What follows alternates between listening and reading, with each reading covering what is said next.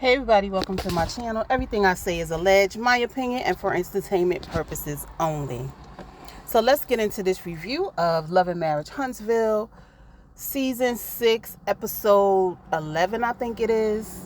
A bit of Bettie blues, okay? So we open up with Kimmy saying, you all slapped a new name and say you're under new management, under the comeback group. Maurice said they're still in their ideas. Tisha says she don't care whose idea it is. But hold up, Tisha. Wasn't it your idea in the first place? You claimed to fame this was your idea. Okay, you are a fraud and we don't believe you. Okay. Mel asked about a date and Letitia said March 8th is the date. And Maurice said, Marceau said, I'm booked. And I feel like he was being sarcastic towards Mel. Listen, just because Mel is booked and busy, don't be hating, okay? Maurice suggests that Mel do an electronic masterclass, and before he could even finish his sentence, here go Letitia out her mouth saying, no, we're not doing that. But I thought this was a group initiative for the community, as you keep touting, okay? Mel let her know that she came in like a baby bulldog, and she is being closed-minded. And she was, but she was only being closed-minded because it was Mel, in my opinion. So because Mel don't want to do it like you want her to do it, it's a problem. Mel said the fussing is what's giving her 1 foot in and 1 foot out. I wouldn't even do it. And on top of it, she don't want to work with Martell, and I do not blame her. So Maurice do not want to participate if all 6 people are not involved. So Marceau does this roundup to see what everybody wants to see done for this expo. Maurice is not in unless all 6 people is involved. Martell won a conversation package. He probably don't even know what a conversation package is, but that's just in my opinion. Mel says he wants to know if Mel would participate and speak at the event, and Mel let them know that she don't know. She just said she might have dates with Eric Bellinger. Why they always making it seem like Mel is giving a hard time? Because to be honest, did anybody else come up with any suggestions outside of Maurice? Who's doing what at this expo? Because I don't recall hearing none of that. It seemed like everything was focused on what Mel was going to do. But that's just what I saw. Okay. Mel said, she let them know that she don't feel comfortable jumping in. And it's going to take baby steps for her. Marceau feels like they are all good. And he wants to know what her hesitation is. She says she don't feel comfortable. And I'm like, this is the problem with the Scotts and Martell. They want to dog her out on a reunion and wherever else they can, but then come back like all things is well. And Mel supposed to follow their lead. Like, get the out of here. So we have Nell and Mel. They meet to do a pole dancing class. Mel lets us know that Nell is a part of her inner circle and that she is fair and unbiased when it comes to Mel, and she don't question if Nell's heart is in a pure place when it comes to her. They do the pole dancing class. It was a funny little scene. So Nell brings up seeing her on Instagram on Valentine's Day with an arm around her, and she wants to know who it is. Mel says she ain't telling unless she get married. And at this point, I'm just like, I don't know why y'all keep asking Mel who she dating, because she ain't telling y'all, and I don't blame her. And at this point, the way they bombarded that man on Instagram when she was on vacation, they done found the man number. I wouldn't let y'all know who the heck my man is either.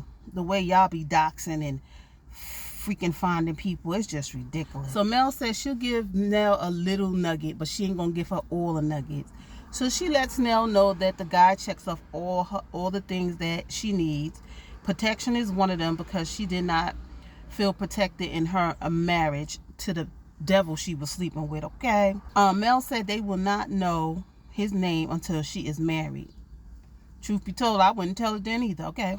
But I don't blame her. She said, speaking of business, now, unless they cut out the part where Nell asked about business and what's going on with business, it made it look like Mel brought it up. And the way they be trying to make Mel look, I could see them editing some stuff to make it look like, you know.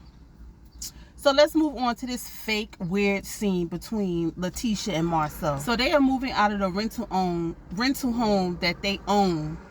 Letitia had to make that known, to renovate, because Scott Manor will take forever. I'm saying forever, okay? Or it might not get done. Marcel wants to live at the house with his son so that he could do the renovations and get it done quickly. Letitia said, you and your son are not going to have a bachelor. Child, this lady dumb. You think your 16-year-old son and your husband is going to treat it like a bachelor pad? What? Anyway. But in my mind, I was thinking, like, this may not be the first time this happened. She must know about them apartments that people been talking about that the guys were sneaking off to, allegedly. Okay? Tisha said he's going to stay here as a family. Again, why was this scene even necessary? Just fucking move. Renovate y'all house. Like, y'all think this is a highlight of y'all reality story? It's not, because y'all haven't shown us shit yet that y'all built outside of Black. And that may not even be, whatever. Let me move on. So we have Courtney and Marcel, another unnecessary scene, to say that, they have a barbershop coming to the strip mall for them to rent. Now, when Courtney asks if this is going to be the other side of Black, and I was thinking, like, didn't at one point they were touting on their Instagram that they was expanding Black? Because we never seen the finished product of that either, but okay. And that's the transparency I'm talking about. So Courtney talks about working with family, and I feel like this scene should have happened like 4 episodes ago, when they fired doggone her cousin.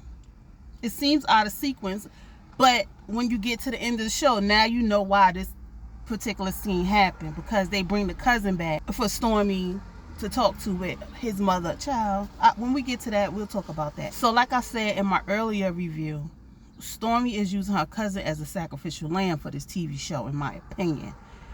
Okay, look, so we have Letitia and Mel. They meet to have lunch. Tisha says she wants to sit down with Mel to decipher and find out what the issue is. Tisha feels like Mel is making up excuses. How, Sway, when she told y'all she ain't really feeling this on, I don't know how many occasions in that doggone meeting. But okay. She was hesitant because of the history between all of you. She told y'all that. Okay. Letitia said, I feel like you was there. She can't seem to do her theirs. She must not have practiced that in school. So again, she told Mel that you was there, but not dare. You are normally a leader, but we didn't get that. So Letitia thought Mel was going to come in and make the expo happen like she would normally do in the past. Nah, B. Letitia, it's your idea. You need to take the lead.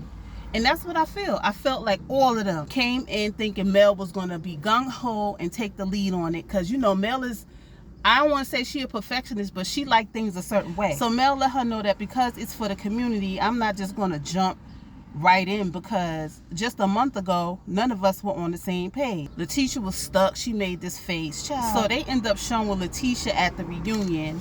By the way, if y'all hear cars passing, planes flying over, I am outside in my car making this video, okay? That's how dedicated I am, okay?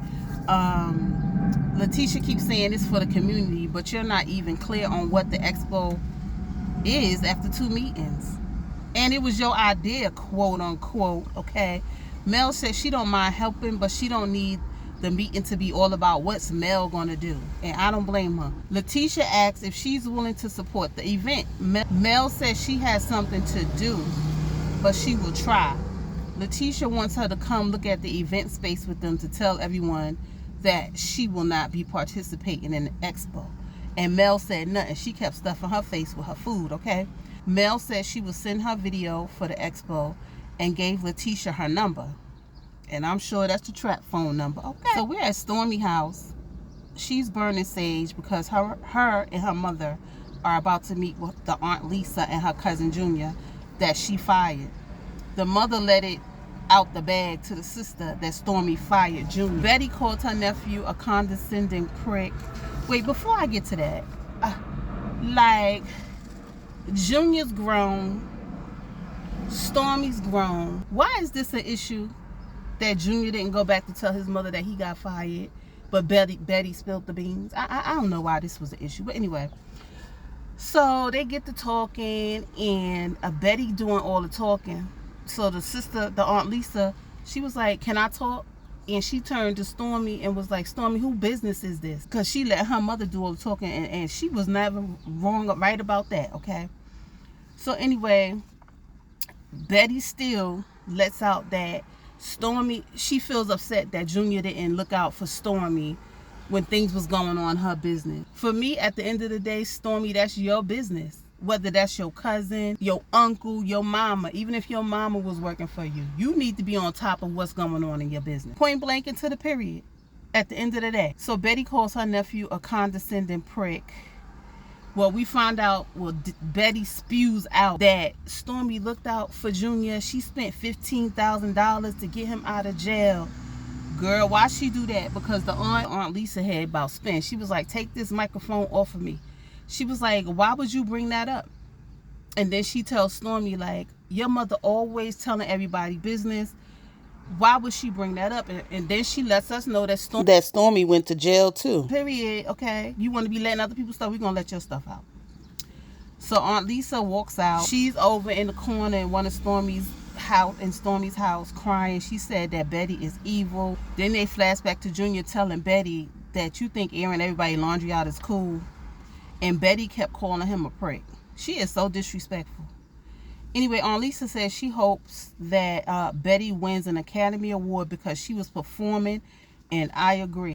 If this scene was real, I agree. Because the whole scene was unnecessary. But anyway, Aunt Lisa declared Betty no longer her sister. Aunt Lisa said Betty thinks she can say and do whatever she wants, but it's over for her. She said that Betty thinks her kids ain't shit. Aunt Lisa said, if I have to talk to your mother, you're going to have to bail both of us out of jail. She told Stormy, you stood there and let her say what she wanted to say. And Stormy said, I can't control what comes out of mama's mouth. This is sounding so like Letitia and Wanda all over again. And I'm going to have to say about this scene, Stormy mentioned since her grandfather died, their dynamic has changed. You get to see who, and this is my opinion, you get to see who people are. The real person comes out when there's funerals, weddings, and when you got to work with or live with someone. They show their true colors.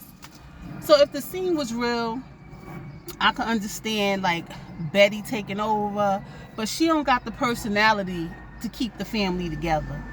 I feel like she's like a Wanda because her daughter is doing well and better than everybody else in the family.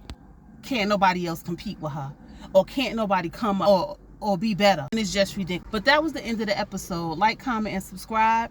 Hit that notification bell so you know when my next video comes out. And I will see you guys in the next video. Peace.